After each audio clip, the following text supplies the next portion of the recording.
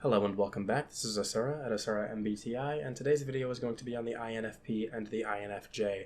Now, some of you may note that I did a video on the INTP and the INTJ, and there are structural differences in the cognitive functions between those two types.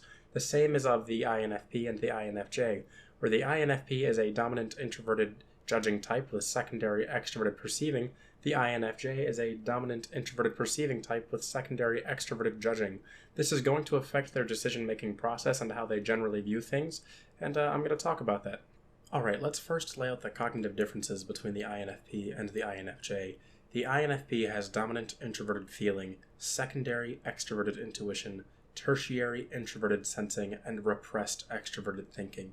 The INFJ has dominant introverted intuition, secondary extroverted feeling, tertiary introverted thinking, and repressed extroverted sensing. First, I am going to speak about the INFJ, and the INFJ is my sister type, being an INTJ. INFJs are quiet, contemplative, and very perceiving. They lead with introverted intuition. They tend to have very strong foresight into the future. They just know when things are going to happen. Secondary to them is their extroverted feeling, and this extroverted feeling paired with their ability to look into the future is generally going to lead the INFJ to be very harmonious, and they're going to want to bring harmony to the world around them, to the people they know, to the people they love. This can also not always manifest itself as a good type of harmony, though. For example, Adolf Hitler happened to be an INFJ, and through his ideals and visions of the future, he unified the world in a way that wasn't so positive. But for the most part, INFJs tend to be good people. INFJs only make up about 1% of the population. Even more rare so are male INFJs. INFJs tend to not enjoy being in the spotlight. INFJs, like the INTJ, prefer to be by themselves. They are weird because to an outsider, an INFJ might appear outgoing. They might even appear extroverted, but INFJs truly need their alone time because if they don't get it, it's going to burn them out. INFJs are known for being altruistic. Their decisions towards the outside world are generally selfless. They want things to work out for the best. And they sometimes are less so concerned with how that might affect them. They might even sacrifice their own well-being or happiness to make a goal come to fruition. Whereas, like the INTJ, they are pushing aside even their own needs to make things happen, but an INFJ is less likely to push aside the needs of others than an INTJ. Despite being a feeling type, the INFJ has tertiary introverted thinking, and this can actually lead the INFJ to be very smart. One example of this is Carl Jung. Carl Jung is the creator of the concept that the Myers-Briggs type indicator was based off of. Introverted thinking in the INFJ is generally going to lead them to have a step-by-step approach to how they go about getting their introverted intuitive-based vision to come into play. The introverted thinking function of the INFJ is going to lead them to want to set milestones in their goal instead of just pushing full force to make them happen and worrying about the details a little less. On the downside of having tertiary introverted thinking, this might lead the INFJ to second-guess their own work. The INFJ prefers extroverted feeling, and while extroverted feeling tends to have a flow, introverted thinking is step-by-step. So when introverted thinking takes over in the INFJ, they are going to want to make sure everything is perfect. They will step-by-step overanalyze everything they are doing, every decision they are making, to realize and understand if it's going to be perfect. And an INFJ is most comfortable when extroverted feeling is taking over instead of introverted thinking. For example, an INFJ is given a project in a class that they do not feel they are fully up to speed in, and they are given a strict deadline on this project. The INFJ might become stressed and allow introverted thinking to take place of extroverted feeling, and when this happens, this is going to cause the INFJ to want to fact-check every single detail of the project. They might say to themselves, how am I supposed to finish this project in this amount of time and do it right? Which is not what the INFJ does when they are in a natural flow of feeling. The INFJ would do best to allow their extroverted feeling to flow them through the project and then go back afterwards and check the details with introverted thinking. The last cognitive function of the INFJ is repressed extroverted sensing, and just like the INTJ, this is generally going to lead them to want to avoid situations with high sensory-based experiences. This can also lead the INFJ to want to overindulge in sensory-based experiences as well. This is all depending on what form of grip they are in. Because of this, the INFJ is typically not going to enjoy things like roller coasters, parties, loud places, concerts. Not always, of course, because everybody's going to enjoy things like that occasionally. But for the most part, they are not going to seek them out as much as other types. The reason for this being is that the extroverted sensing function of the INFJ fuels into their subconscious and then is perceived through introverted intuition. So when there's too much data being fueled into the introverted intuition function, they don't exactly know what to do with it all. It can cloud the judgment and the vision of the INFJ. It can ruin their ability to predict the future. And this is going to be very stressful on the INFJ, just as the INTJ as well. They aren't going to know what to do with all of this information. Now for a little freeform thought on the INFJ, and in my opinion, the INFJ is typically someone you see as a mentor or sage when you look in fiction and things like that. For example, a lot of people like to type Yoda as an INFJ. The INFJ, with their ability to look into the future and predict outcomes and see how things are going to come into play, are very good at allowing others to progress.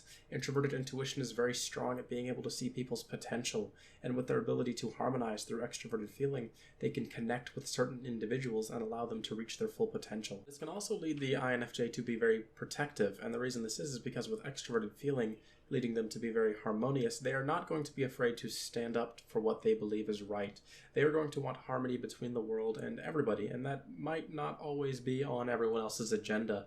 Other people in the world are typically going to be selfish sometimes, whereas the INFJ, being altruistic as they are not going to be like this. They may self-sacrifice to make other people happy, and they may stand up to opposition, no matter how high or strong it is, and to attempt to get this harmony. And with their ability to predict the future through introverted intuition, they are generally going to be very good at this, even standing against odds that may be ever against them. Now on to the INFP. Now the INFP is different from the INFJ because despite having a perceiving function at the end of their 4 letters, they are actually a dominant judging type. And this means that the information they come across every day in whatever situation they are in is going to be judged first through introverted feeling. Introverted feeling and extroverted intuition are the primary pair of the INFP. So what happens here is that introverted feeling makes decisions and judgments based on what is going on around them, and then it is expressed through extroverted intuition usually. The INFP is usually going to enjoy expressing ideas. They're going to be dreamers. They're going to be very imaginative. INFPs are most known more than any other type for liking fantasy type settings.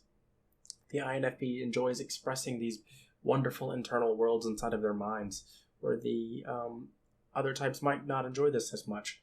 One could compare the introverted feeling of the INFP to the introverted thinking of the INTP, where the INTP takes data it gets and stores it into introverted thinking as a blueprint of data, a framework almost.